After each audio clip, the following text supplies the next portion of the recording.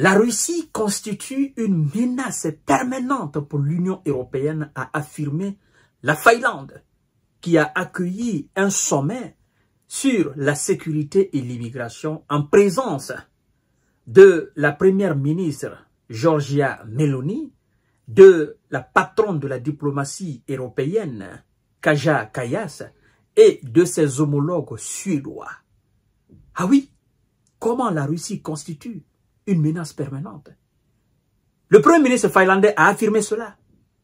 La chef de la diplomatie européenne, elle aussi a affirmé de son tour, à son tour.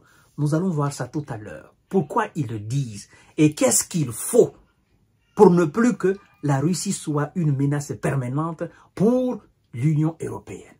Mesdames et messieurs et mesdemoiselles, l'heure est grave. La Russie donne de l'insomnie à tous les chefs d'État européens. La Russie donne de l'insomnie au patron de la Maison Blanche. La Russie est devenue l'insomnie de l'Occident. Ah non, avant l'opération spéciale militaire russe, si vous me disiez que la Russie était aussi une immense puissance comme ça là, qui pouvait tenir tête au bloc occidental et créer de l'insomnie partout dans toutes les chancelleries, je vous aurais dit, mais vous blaguez, la Russie elle est seule, c'est vrai, elle a un très grand territoire de 17 millions de kilomètres carrés, mais ça ne représente absolument rien. Mais non, c'est elle la véritable puissance. Voyons, mesdames et messieurs.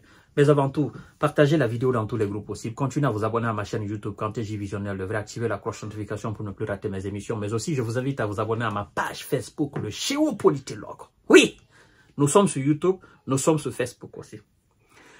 La Russie constitue une menace permanente pour l'Union européenne, a affirmé la Finlande.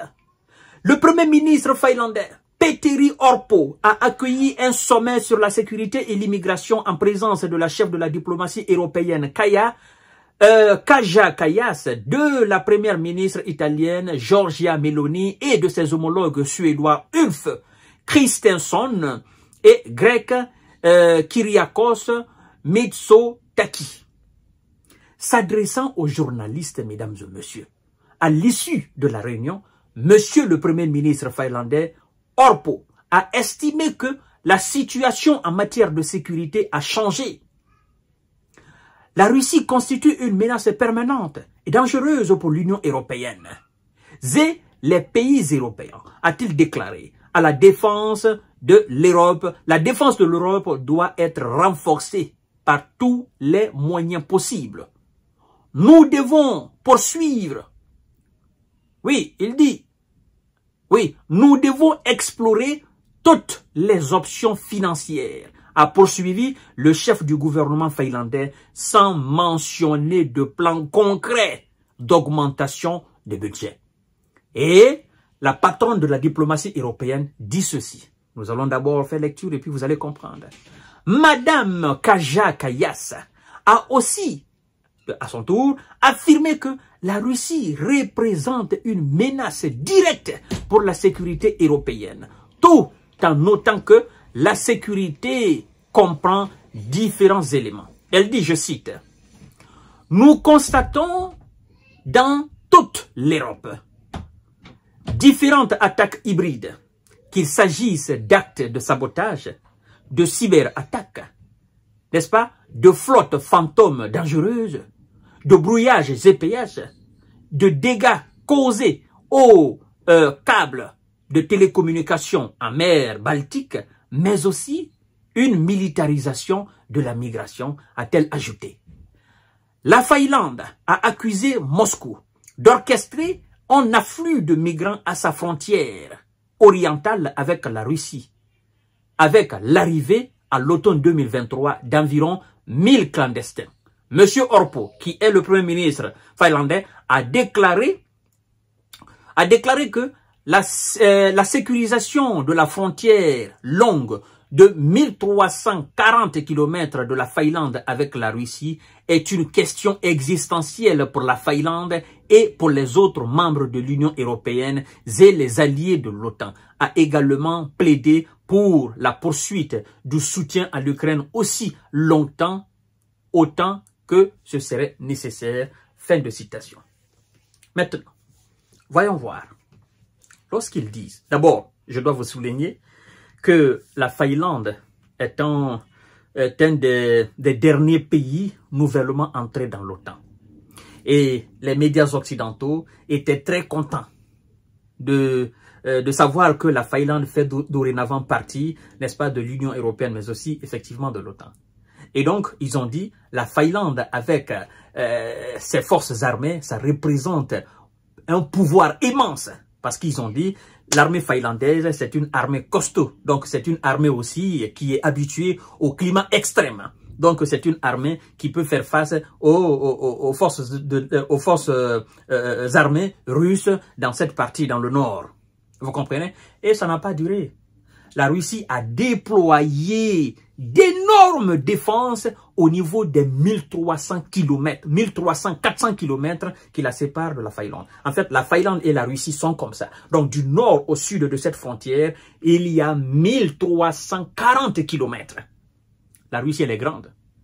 Elle est immensement grande, mesdames et messieurs. Et donc, les Finlandais, qui ne veulent pas de base militaire américaine, là-bas, en Finlande. Parce que les Américains sont dans cette perspective. Non, il faut qu'il y ait une base militaire, ou il faut qu'il y ait des bases militaires en Finlande. Il faut des systèmes de défense très costauds en Finlande. En fait, la Finlande ne le veut pas. Parce que la Finlande ne veut pas que ce qui se passe en Ukraine se passe aussi en Russie. Parce que plus les Américains vont poser leurs valises en Finlande, c'est-à-dire plus ils vont envoyer des armes en Finlande pour soi-disant sécuriser ce flanc oriental de l'OTAN, plus la Russie va déployer d'énormes systèmes de défense encore au niveau des frontières. Et ça va créer une condition d'insécurité, non seulement pour la Finlande, mais aussi pour l'Union européenne. Donc, les Finlandais sont ils sont allergiques à ce sujet. Maintenant, Monsieur Orpo, laissez-moi vous dire que la Russie n'est pas une menace pour l'Europe. Vous savez pourquoi? C'est lui qui est une véritable menace pour l'Europe. Et tous les pays européens, ce sont les États-Unis d'Amérique. Posez-vous la question. Pourquoi depuis après la Deuxième Guerre mondiale, jusqu'à nos jours, à ma connaissance, il n'y a pas eu d'animosité entre la Finlande et la Russie? Je dis à ma connaissance. S'il y en a, peut-être ça échappe à ma connaissance. Il n'y a pas eu de situation de guerre, de situation de conflit armé entre la Finlande et la Russie. Il n'y en a pas eu entre la Russie et la Suède. D'animosité, de guerre, comme on est en train de constater aujourd'hui là en Ukraine. Pourquoi on n'a jamais eu cela? Parce que, évidemment, lorsque vous avez un voisin puissant, il faut faire très attention. Donc, la sécurité de l'Europe, c'est pas dans la main des États-Unis. C'est avec la Russie. Mais les Européens n'ont pas encore compris cela. Mais ils vont comprendre. Et quand la chef de la diplomatie européenne dit que l'Europe, effectivement, la Russie constitue une menace directe pour l'Union européenne et donc même pour tous les pays d'Europe, en fait, c'est le discours qui a été prôné par son prédécesseur. D'accord? Monsieur Joseph Borrell a dit chaque fois, oh non, la Russie est devenue une menace directe de l'OTAN, de l'Union européenne. Monsieur Jens Stoltenberg, l'ex-secrétaire général de l'OTAN, l'a plusieurs fois dit. Mais en réalité, ils ne comprennent pas. La Russie, ils comprennent, mais ils font exprès. La Russie ne constitue pas une menace directe de l'Europe.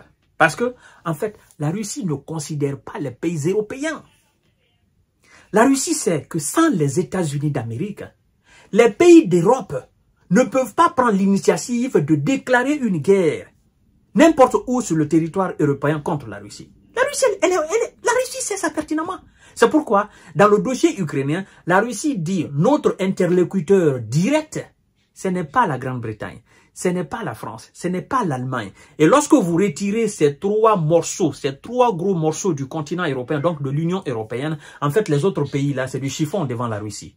Donc, la Russie dit, ceux que vous considérez comme les grandes nations en votre sein, c'est-à-dire dans votre organisation de l'Union européenne, nous là, ça ne nous regarde pas. Nous, notre interlocuteur direct, notre égal là, c'est la nation américaine. Ce sont les États-Unis. Si le Kremlin doit parler avec quelqu'un, c'est la Maison Blanche. Vous voyez? Donc, vous n'êtes pas dans notre compte. Vous ne représentez rien à nos yeux, au fait. Parce que vous êtes téléguidé par les États-Unis d'Amérique. Et c'est ça la réalité. Parce que ce qui se passe en Ukraine, c'est une question d'intérêt pour les États-Unis d'Amérique. Et les États-Unis d'Amérique ont entraîné toutes les nations européennes là-dedans. C'est pas moi qui le dis. Ce sont des observateurs, des analystes géopolitiques, plus âgés que moi, plus expérimentés que moi, qui l'ont affirmé. Ils continuent de l'affirmer. Sans les États-Unis, il ne peut pas y avoir de guerre sur le continent européen entre un pays membre de l'Union européenne ou entre même l'Union européenne et la Russie. Il ne peut pas y avoir. Parce qu'ils n'ont pas cœur de le faire.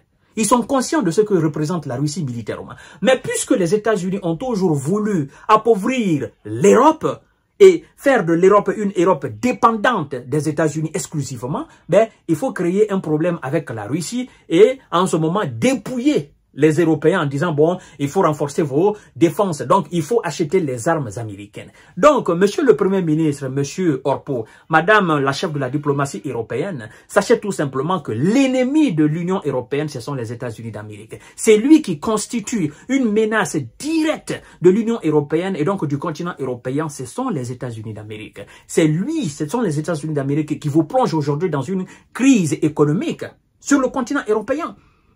Parce que le pétrole, c'est devenu cher, le gaz, c'est devenu cher, les engrais, c'est devenu cher, les céréales, c'est devenu cher. Tout cela à cause de qui? À cause des États-Unis. Et pendant ce temps, eux, ils profitent de cette situation. Parce qu'aujourd'hui, vous dites qu'il faut renforcer la défense européenne. La défense européenne, vous allez la renforcer avec quoi? C'est pas avec le complexe militaro-industriel européen qui est moribond, mais vous allez la défendre avec les armes américaines. La Roumanie, qui a commandé combien de F-16? Bon nombre de pays européens sont en train d'acheter les F-35 américains. Et ça fait plaisir aux Américains. Parce que, effectivement, ça fait tourner le complexe militaro-industriel américain.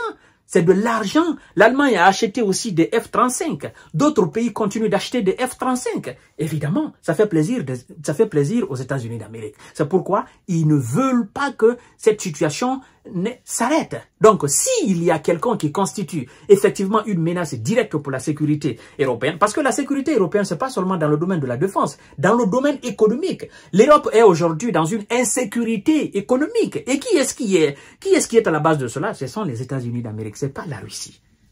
Dans tout ça, la Russie profite, les États-Unis profitent et l'Europe est appauvrie. Ouvrez les yeux, vous allez comprendre. Je vous reviens tout à l'heure pour notre série d'informations de décortiquage. Partagez la vidéo dans tous les groupes possibles.